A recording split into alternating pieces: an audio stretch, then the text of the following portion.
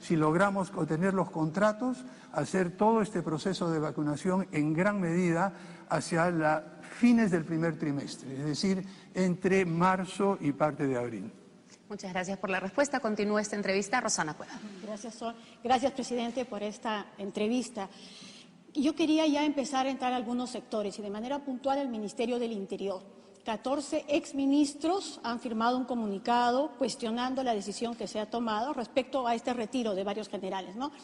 Y también el expresidente Martín Vizcarra lo ha calificado de un error. ¿Considera usted que hubo algún tipo de equivocación? No probablemente en el fondo, pero en la forma. Mire, hay momentos en que es imposible separar el fondo de la forma. Y menos aún cuando estamos en una situación de emergencia y en una situación crítica con respecto a seguridad, y seguridad en todos sentidos, seguridad en salud, etcétera. La decisión fue absolutamente constitucional, no hay duda, consultamos, vimos, este es un caso extraordinario de renovación de cuadros. Muchos de los expertos que han citado algunas cosas indicando de que esto no es constitucional se han quedado en la mitad de un artículo en el cual habla de la renovación ordinaria. Aquí hemos hecho una renovación extraordinaria. Eso es lo primero. En segundo lugar, cuando uno encuentra una situación como la que hemos visto, y ustedes han reportado en todos sus programas lo que ha sucedido con la violencia policial, digamos, desproporcionada.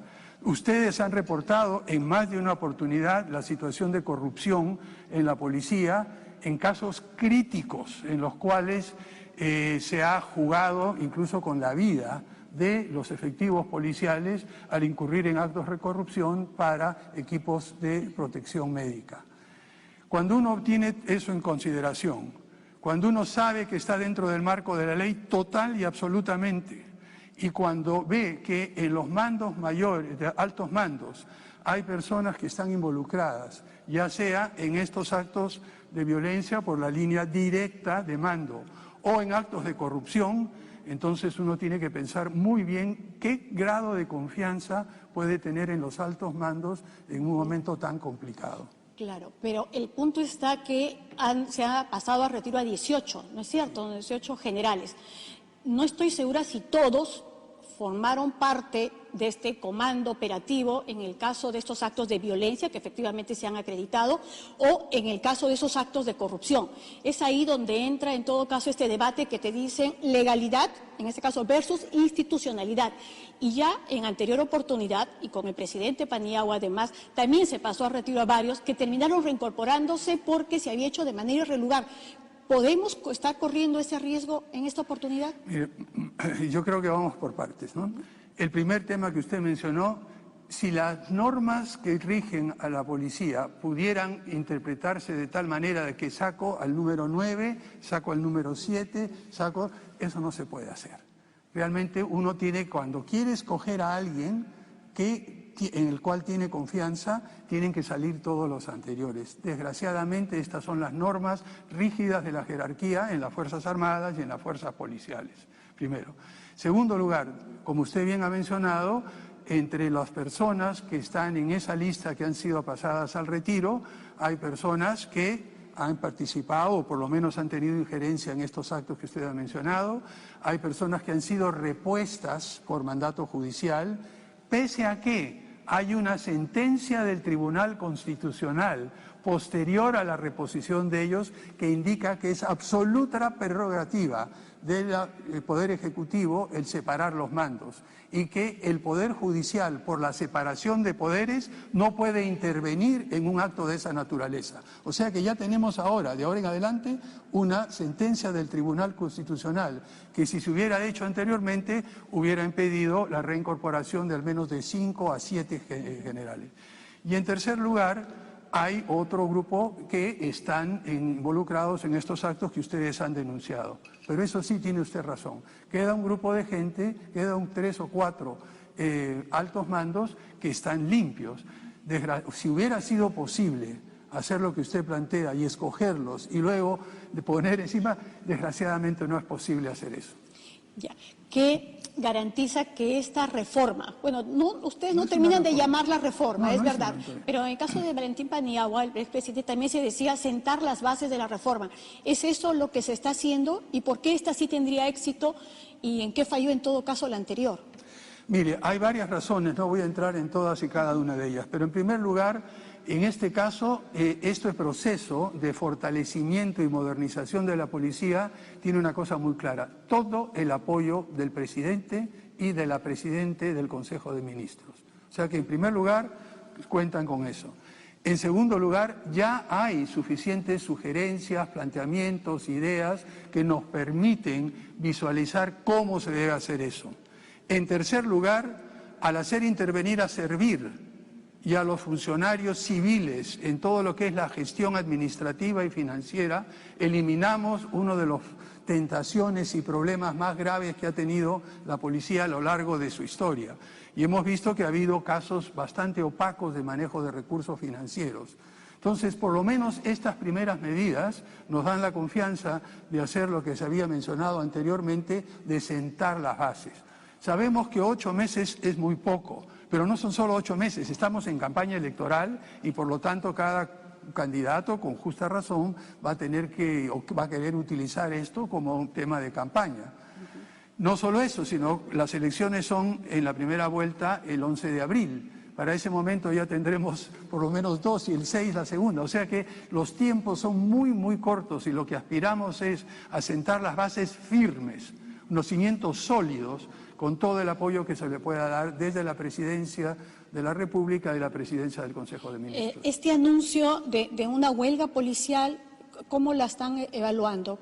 La estamos evaluando. Lo que hemos sabido es que hay siempre, como en todo caso, algunos generales descontentos, sobre todo generales en retiro, algunos que de una forma u otra han sido afectados no solo por esta situación las decisiones que hemos tomado ahora, sino por otras decisiones y por otras acusaciones que ustedes mismas en sus programas han puesto sobre el tapete. Y ellos básicamente se sienten afectados. No creo que con justa razón, porque realmente ustedes han demostrado algunos de estos actos. Lo que consideramos es de que hay un intento de movilizar, pero por otra parte hemos recibido mensajes muy claros de la policía de a pie, de los que están en las comisarías, de los que han sido afectados por el robo de computadoras, por la entrega de material defectuoso y todo, que están diciendo por fin hay algo, y hay muchos también dicen que el poner a Servir va a ayudar a limpiar a la institución de malos elementos. Paso al tema de la Constitución, el cambio de la Constitución. Entonces, en un primer momento usted ha dicho que este no es el momento, pero luego en Huaura también quiero que en todo caso nos aclare exactamente a qué se refiere.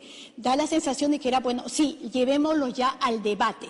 ¿Sí considera que es el momento para empezar a debatirlo o ya sembrar la semilla de un cambio de la Constitución? Bueno, en primer lugar, no tenemos el mandato en el gobierno de transición que me honro en presidir, de transición de emergencia, para iniciar un proceso de cambio constitucional. Yo soy muy consciente que he sido elegido, o designado más que elegido, por 97 congresistas.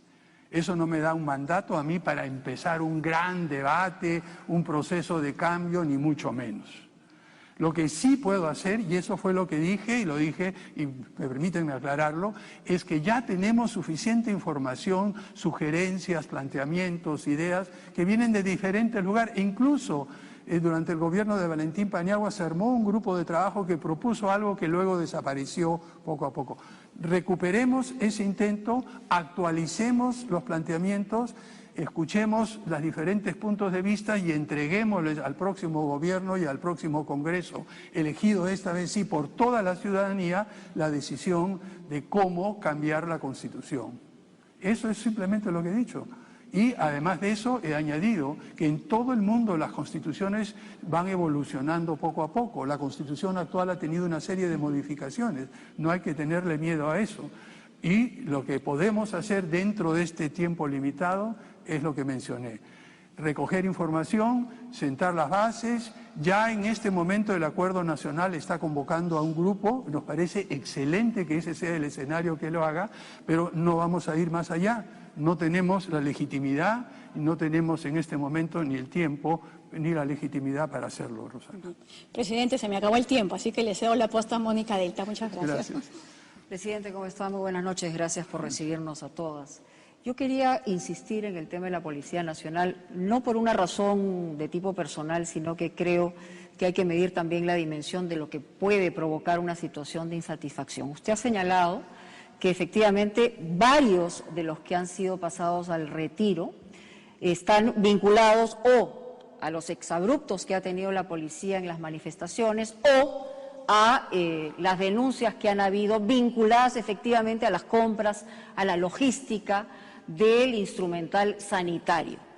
Pero usted ha dicho que hay 2 o 3 que han pagado, digamos, como justos entre los pecadores.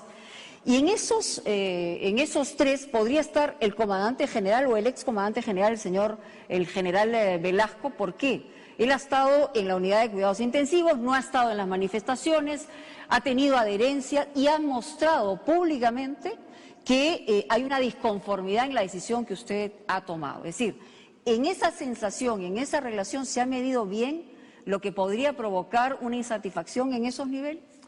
Mire, cuando recibí el reconocimiento de las Fuerzas Armadas y Policiales, reconocí al general Orlando Velasco por su dedicación y por tan poco tiempo después de haberse recuperado, el haberse incorporado a sus actividades, y me parece que es una persona digna de tomar en cuenta en cualquier otra tarea futura. Pero vamos al tema de insatisfacción, que tiene 2 niveles. Entiendo la insatisfacción de aquellos que han sido retirados y he explicado las razones y todo eso. Pero por favor, no traslademos esa insatisfacción al resto de los efectivos de policía. Estos llamados a huelga lo que hacen es distanciar más a la policía de la ciudadanía, en momentos en el cual el gobierno de transición y emergencia quiere acercar, quiere volver a poner a la ciudadanía en contacto con su policía.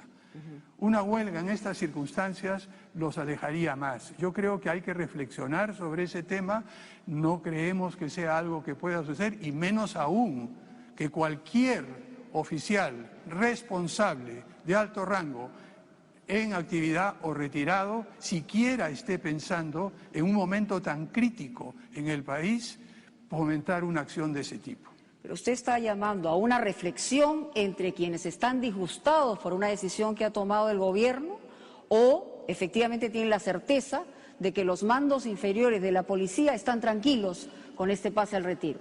La información que tenemos, que no es muy difícil conseguir en tan corto tiempo, es que hay muchos efectivos de la policía que han estado, al contrario, molestos con la forma en la cual se ha manejado la institución por cosas como la que usted ha mencionado. Algunos disconformes con todo el tema de corrupción, otros disconformes con el tema de trato, etcétera, y algunos también disconformes con la forma así, digamos, excesiva que se usó la fuerza. La información que tenemos es que la mayoría de los efectivos son conscientes de su labor, estamos seguros de que cumplirán sus responsabilidades a cabalidad, y lo que yo quisiera hacer es un llamado a estos altos mandos, a estos oficiales, que por favor acepten la situación, conversémosla de otra manera, que podemos tener otras oportunidades, pero que de ninguna forma traten de crear una situación de zozobra en la ciudadanía y en la policía. Conversar no podría ser revertir, porque eso es lo que están pidiendo, e incluso están pidiendo la renuncia del ministro del Interior, ¿no? No, esto está descartado. Yo le digo, no tenemos tiempo para andar en experimentos. El ministro del Interior tiene toda la confianza de la Presidenta del Consejo de Ministros y toda mi confianza. No estamos para entradas y salidas y juegos de ajedrez, que entra uno y sale otro, un momento tan crítico por un grupo de oficiales disconformes, la mayoría de los cuales está cuestionado. Entremos a otro